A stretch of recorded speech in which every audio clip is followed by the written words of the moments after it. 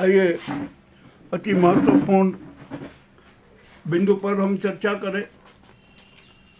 आज संसद का शीतकालीन सत्र शुरू हो रहा है। हंगामे तो होना तय है और एक यहाँ पर हम एक बात बहुत स्पष्ट कर दें कि सरकार की जवाबदारी संसद के प्रति है और संसद की जवाबदेही जनता के प्रति है। यह बिल्कुल सिद्धांत है और यह शाश्वत सत्य है। किंतु मज़ेदारी की बात तो यह है कि न तो सरकार और न संसद अपने अपने कर्तव्यों का निर्वहन कर रही है। अब यहाँ पर जितने भी सांसद हैं ना, सब किस प्रकार के सवाल करते हैं और जो जनता से जुड़े सवाल है ना, वो तो पूछे ही नहीं जाते। भारत की अस्मिता से जुड़े सवाल तो संसद में उठते ही नहीं है। क्यों नहीं उठते? अब हम ये भी कारण जानते हैं, इसके बारे में बातचीत करेंगे। आज तो हम संसद से और इस सरकार से आंखों में आंखें डालकर ये सवाल कर रहे हैं। ये जो सांसद है ना, अंदर बैठे हैं लोकसभा में और राज्यसभा में, ये कभी सवाल नहीं करेंगे। आइए अब हम यहाँ सबसे पहला सवाल डालते हैं कि विकास के नाम पर कितना ढोल पीटा जा रहा है। आर्थिक विकास की बात की जा रही है, परंतु IMF ने भारत को C कैटेगरी में क्यों डाला?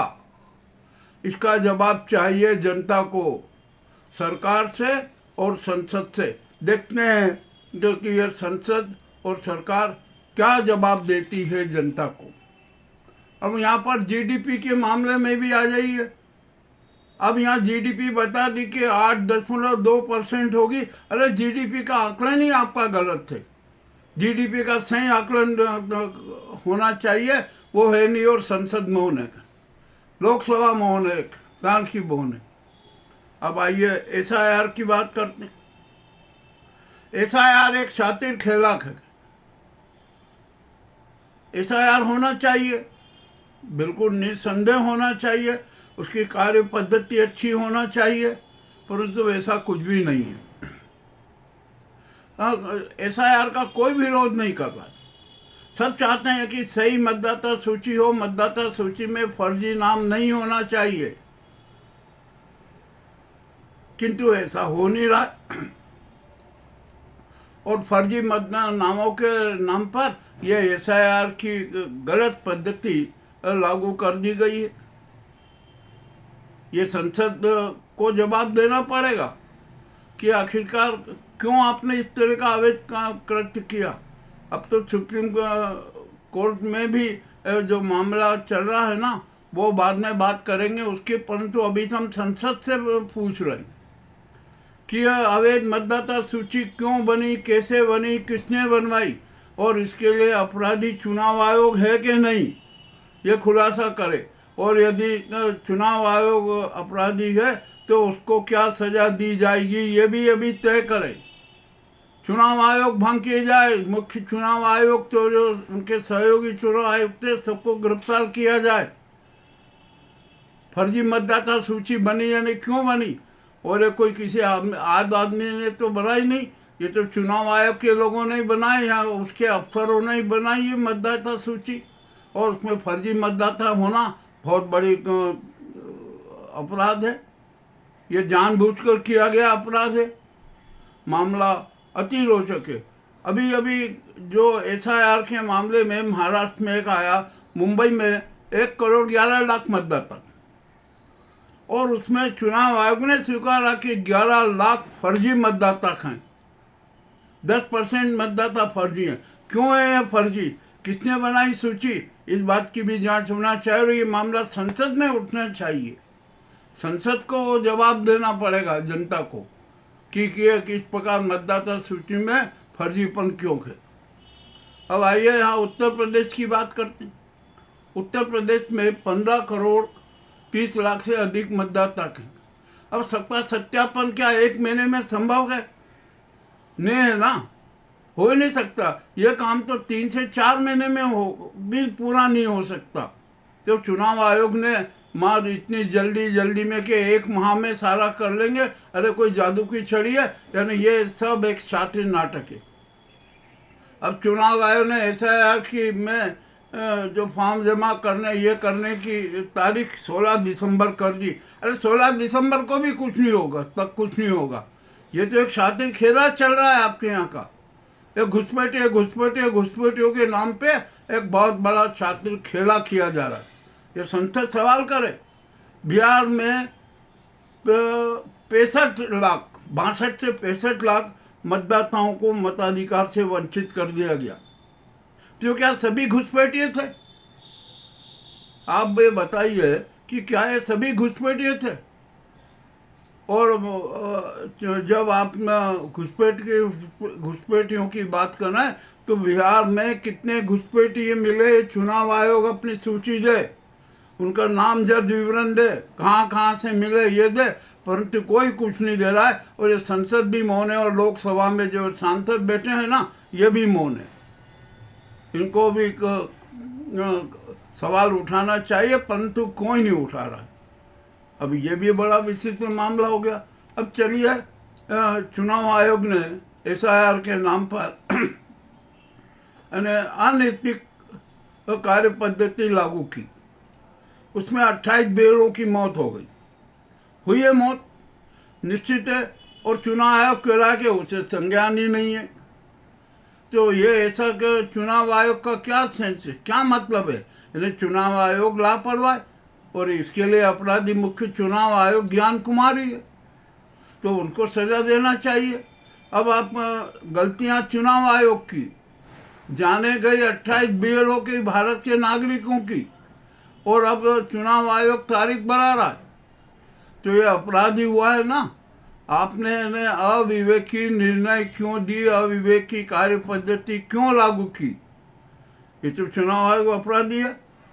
और अब आप तारीख बढ़ा रहे हैं, और तारीख बढ़ा देंगे। मामला तो बड़ा विचित्र है। और क्या आपके तारीख बढ़ाने से जिन 28 BLO ने आत्महत्या की है, जिनकी मौत हो चुकी है, क्या वे वापस आ जाएंगे?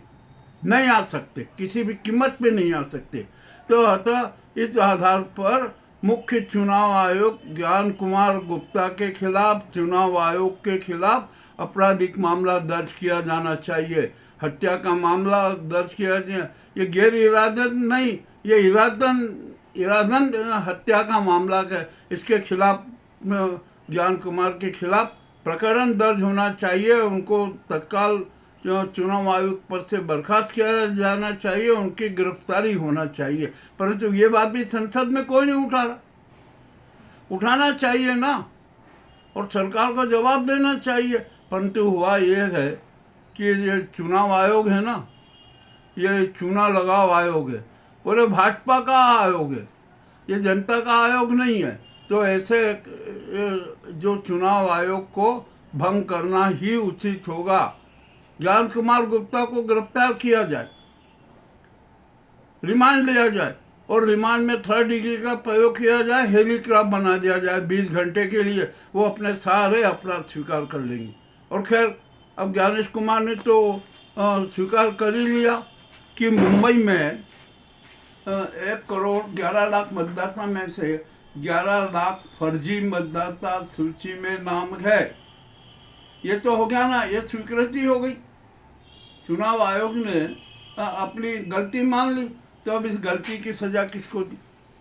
तो अब यहाँ पर जरूरी ये होता है कि यहाँ पर सबसे पहले तो लोकसभा भंग की जाए, क्योंकि वो फर्जी मतदाता सूची से चुनी गई है। और जो ये सरकार बनी है, ये भी अवैध है। और जो अवैध सरकार है, वो किस प्रकार के नियम लागू कर रहे हैं, तो जितने भी नियम लाएगी, जितने भी नियम लागू करेगी, वो सब अवैध मान्य नहीं होंगे। ये भी तो सवाल है ना। और जब ये लोकसभा में जो अवैध सांसद हैं, ये लोकसभा में जिनका निर्वाचन ही अवैध रूप से हुआ है, तो उन्होंने जितनी भी सैलरी ली है, जो मंत्री बने हैं वो और सांसद जिन्होंने जितनी भी सैलरी ली है, सुविधाएं ली है, सारी की सारी राशि उनसे वसूल की जाए। ये बात भी संसद में उठना चाहिए। अब कौन उठाएगा? नहीं उठाएंगे, हम जानते हैं कि कोई नहीं उठाएगा। क्योंकि यहाँ पर तो अपने स्वार्थ के खातिर सबको बेच दिया जाता है। राष्ट्रवाद की हत्या कर दी जाती है, सनातन धर्म की हत्या कर दी जाती है, तिरंगे के अस्तित्व की हत्या कर दी जाती है, सत्य की हत्या कर दी जाती है। ये तो मामला अब बड़ा विचित्र होगा ना। अब संसद में तो उठना चाहिए, मगर उठाएगा कौन? कोई नहीं रहेगा, सब मौन रहेंगे। अब यहाँ पर आइए, हमारे यहाँ न्यायपालिका की व्यवस्था कितनी ध्वस्त होती जा रही है। अब तो न्यायपालिका में भी यादवी संघर्ष जुड़ा जारी है। न्यायमूर्ति नागरत्न ने तो खुलकर सारा राज खोल दिए, और जो अभी जो वर्तमान के सीजेआई है ना, उनके प्रति भी खुद न्यायपालिका के जजों में विश्वास नहीं है, जजों का विश्वास नहीं है सीजेआई में। अब मामला तो बड़ा विचित्र है। और ये जो सीजेआई, तिरपन में सीजेआई सूर्यकांत जी है, इन पर कितने आरोप लगे होंगे? क्या सारे आरोप झूठे? और ये आरोप कोई जनता तो लगा नहीं रही है, जिनके साथ घटना घटित हुई है और जो न्यायाधीश रहे वो आरोप लगा रहे।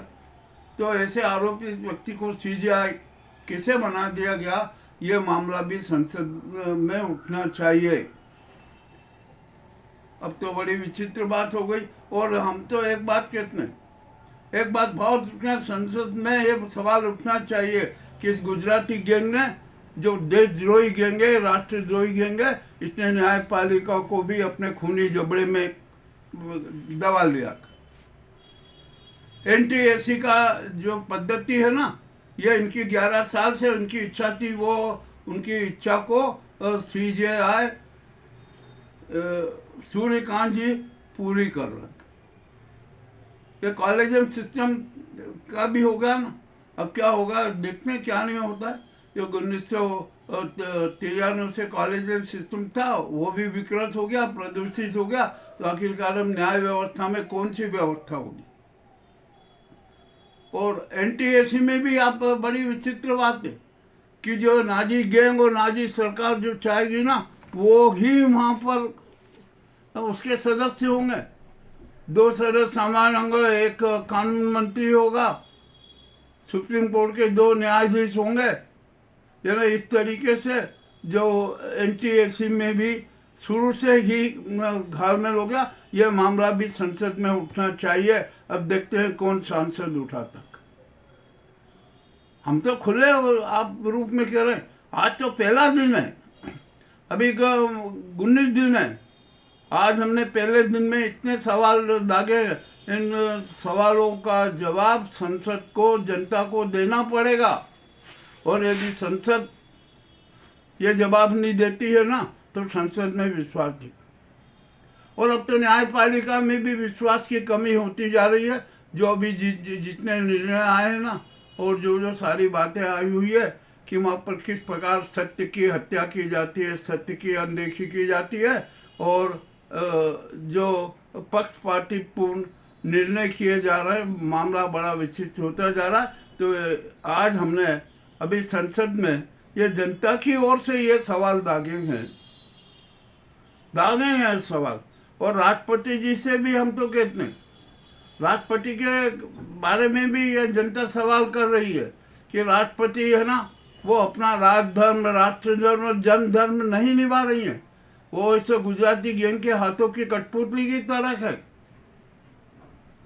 वो इतने सारे अपीड़िता हो रही है, वे धत्ताट बनी हुई है, मुंह बधिर हो गई है, कुछ भी स्टेप नहीं उठा रही हैं। उनको तो अपना राजधर्म निभाना चाहिए। ये मामला भी संसद में उठना चाहिए, किसी भी कीमत पे उठना चाहिए, परंतु नहीं उठेगा, हम जानते। अब तो हम जनता की ओर से ये मामले उठा रहे हैं संसद में करने के लिए। इन मुद्दों पर संसद में बहस होना चाहिए, आंख पे आंख मिलाकर सवाल करना चाहिए, परंतु कोई सांसद नहीं करेगा। कुछ एक आध दो सांसद हैं जो अपनी आवाज़ बुलंद करते हैं, किंतु उनकी आवाज़ को भी अनदेखी कर दी जाती है। तो अब यहाँ पर अब तो संसद में भी विश्वास खत्म होता जा रहा है जनता का। जो भी हो रहा है, आज पहला दिन है। अभी तो हम सत्र शुरू होने के पहले हमने ये सवाल दागे हैं अब देखते हैं इन सवालों में कौन कौन कितने कितने क्या क्या होगा। और या तो सत्य की आवाज़ बंद कर दो, छात्र षड्यंत्र थोप दो देश की जनता पर, भारत को और देश की जनता को अडानी की गुलाम बना दो। ये तो मामला चल रहा है पूरा देश में। इसके खिलाफ भी कोई आवाज़ तो उठाए ना, कोई उठाने को तैयार नहीं। और इस ज्ञान कुमार गुप्ता पर महाभियोग चलना चाहिए। ये तो बहुत बड़ा अपराधी है, वोट चोरी का, चुनाव चोरी करने का।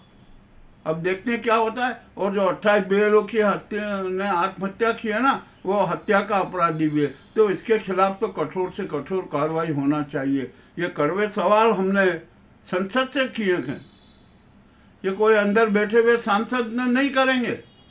वो तो सिर्फ तनख्वाह लेना जानते हैं, सुविधाएं लेना जानते हैं और अपनी राजनीति करना जानते हैं।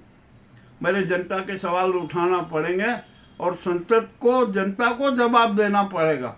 अब हम जो भी कोई सांसद आएगा, हम उस सांसद से पूछेंगे कि आप वहाँ पर संसद में बैठे थे, आप जनता के प्रति जवाबदेह नहीं है, आप अपने पद से त्याग पत्र दे दीजिए। अब ये आवाज़ हम उठाएंगे, ये सवाल हम करेंगे। ठीक है, आज ये कड़वे सवाल आप और प्रस्तुति आपके सामने है। आपको कैसी लगी हमें अवश्य बताएं। बहुत बहुत धन्यवाद।